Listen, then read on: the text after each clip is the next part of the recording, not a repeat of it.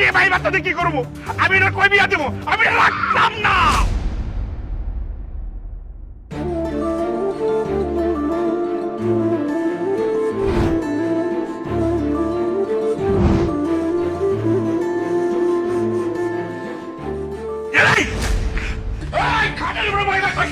আমার মাথায় কাজ করে খাওয়াবে রে।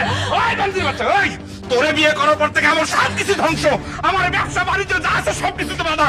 এই তুই একটা কুফা, এই খাটের মধ্যে শুয়ে থাকবি? হ্যাঁ, তুই শুয়ে থাকবি খাটে না।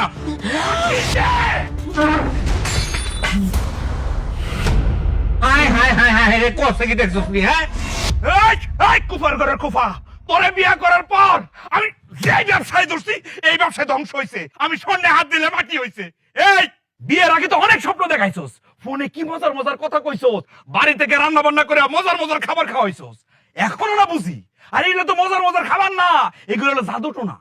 তাই তো কই কি রে, আমার মতো রাজপুত্র কেমনে তোর মতো কাজের মহিলার মায়ের বিয়ে করে? এটা কি সম্ভব? এই তুই আমার কি স্বপ্ন দেখাইছিলি? কি দেখাইছিলি রে? কি দেখাইছিলি?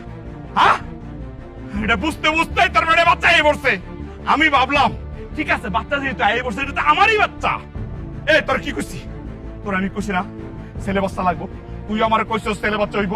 এখন এখন ডাক্তার মেয়ে বাচ্চার মতো কইলো কেন? ওই কে কইলো? ক আমি আমি কখন স্বপ্ন দেখাইলাম আপনারে? আপনার ছেলে বাচ্চা পছন্দ দেখে আমি আল্লাহরে কইছি যে আল্লাহ আমার স্বামীর তো ছেলে বাচ্চা পছন্দ, তাই রে ছেলে বাচ্চাই দিও, তার চেহারা দিও। এটা তো আমার হাতে না স্বামী। ওই তাইলে এখন মেয়ে বাচ্চা কেন? হ্যাঁ, ছেলে মেয়ে তো আমার হাতে না স্বামী, এটা তো আল্লাহর হাতে। এটা তো আল্লাহরে ক, আল্লাহরে ক এখন ছেলে বাচ্চা দিতে। এই এই আমি ভাই বাচ্চাতে কি করবো? আমি এই ভাই বাচ্চাতে কি করবো? আমি এটা কই বিয়া দেবো? আমি এটা রাখতাম না।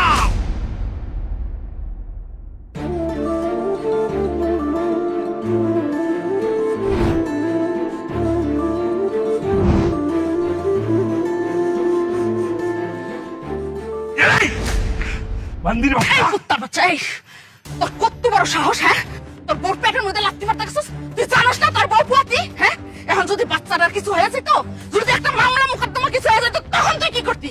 আম্মা তুমি জানো না এই যে একটা কুফা? এই কুফা হয় না, কুফা হইছ গে তুই। হ্যাঁ, তুই আর বেজাকের মালিক। তুই মারবি যখন এই বান্দির বাচ্চার মুখে মার। এই মুখটা দেখে তোর পাগল বানায় বিয়ে করছে না? হ্যাঁ, এই বান্দির বাচ্চার লিগে আমি তোরে আমার বাইফিল লাগে আমি বিয়ে দিতে পারিনি। আমি আর মুখটা সাইড পা দেবো, ওর মুখটার মধ্যে এমন মায়ের মারবি মুখটা থেতলাই ফেলা। খারাপ দিছে কেন? ধরো ধর রে।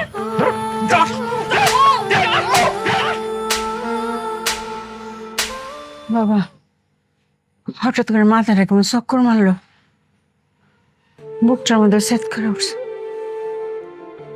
আমার মায়ের শরীরটা বেশি ভালো না, লাই জানে মায়ের কিছু হয়েছে না। খালাম্মা, আপনার মেয়ের কি হয়েছে? আপনি কি আপনার মেয়ের দেখতে যান না? আমার মায়ের 6 মাসের ফুয়াতি, শর্মের কথা আর কি কইতাম।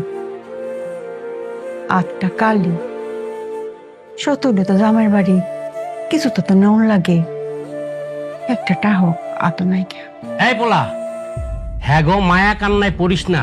এটা হ্যাঁ গো স্বভাব, হ্যাঁ সুযোগ খোঁজে। এটা গরিব চালাকি। আমরা কয়দিন এসে ধনী হয়েছি, খালাম্মারা যে গরিব কইতেছ? চুপ থাকো। খালাম্মা, কত টাকা দিলে আপনার মেয়ের শ্বশুর বাড়ির ইজ্জত বাঁচবো? 5,000 টাকা দিলে চলবো? হইব হইব বাসান, খুব হইব। কিছু ফলমূল নিয়াম আর 2-1টা ফিডা বানাই নিয়ে মাসে। দাঁড়ান, নিয়ে আসতেছি। একটু দাঁড়ান। এখন তোর লগে রাগারাগি করছি, এর লাগে মন খারাপ করিস না। এটা তো আমার অধিকার থেকে করছি, আমার একটা অধিকার আছে না?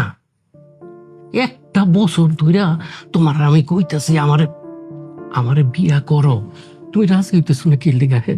তোমার একটা মাইয়া বিয়া দিয়ে দিছো, আমার পোলা তাই বিদেশ, তাহলে তুমি একলা আমিও একলা, আমরা দুইজনে যদি বিয়া করি তোমার মিল্লা এই সংসারটা চালামো। আমার এত ধন সম্পদ খাইবো কেনা? তুমি রাজি আছো? এই হন, তুই আমার রাজি করতে পারছ? দেখ আমার পোলা ঠিকই রাজি করে ফেলাইছস। না মানে 5,000 টাকা আছে। এই টাকা কিন্তু ধার, ফেরত দেন লাগবো, বেতনটা কিন্তু কাটতাম না। খালাম্মা আপনি জানতো খুব খুশি হয়েছে, খুব খুশি হয়েছে। তোরা বাপের আগে যে চলস, তোকে দোষ দিয়ে লাভটা কি? এটা জামানার দোষ, আফসোস লাগে বেটা। তুমি তো স্যার দেখাইতেছো কি লিগা, বুঝি না মনে করছো? খালাম্মা রাজি হয় না তাই তো? হ্যাঁ হ্যাঁ কি আবার, আমি সব শুনছি। একটা বছর ধরে যে চেষ্টা করতেছো আরে ফোটানোর পারতেছো না। আচ্ছা তুমি যে অযোগ্য এটা কি তুমি বুঝতেছো? সামান্য একটা কাজের পর তুমি ফটাইতে পারতেছো না। আচ্ছা ঠিক আছে যাও, তুমি যদি হারে ফটায় বিয়ে করতে পারো আমার কোনো অসুবিধা নেই। আমি সন্তান হইয়া তোমার কথা দিতেছি, দাঁড়ায় থেকে বাপের বিয়া দিব, যাও। উরি বাবারি বাবা, এই তুই কেমনে খামসি মারছস রে? হ্যাঁ, বাঘের মতো খামসি মারছস তুই। আমি আপনাকে খামসা দেয়নি, আসলে নিজেরে বাঁচাতে যে আপনার গায়ে নখের আসর পড়ে গেছে। এই তুই খামসি দিস তাই না? ফিরেতে গিয়ে লাগছে। হ্যাঁ, এ তোর এটা শরীর না লোহা? হ্যাঁ, আমার সারাটা শরীর কল কবজায় গিরায় গিরায় ব্যথা করতেছে। তুই কারে কি কস? হ্যাঁ লোহা হইতো নাকি মোমের পুতুল লইব? হ্যার মায় তো মানুষের বাড়িতে কাম করছে হ্যারে ফেডে লইয়া। আর আমরা তো কম বেশি সবাই জানি কামের বেডিগত একটু চুরি চামারির অভ্যাস থাকেই। পেঁয়াজ রসুন তেল যখন চুরি করছে, মালিকরা তো দইরা ভালো মতো হ্যারে কেটছে, এই সময় তো মনে হয় ফেডে আসিল, এর লেগে তো রুম লোহা হইয়া বেরিয়েছে। আম্মা আপনি আমারে যা কোন কিন্তু আমার মারে কিছু করেন না।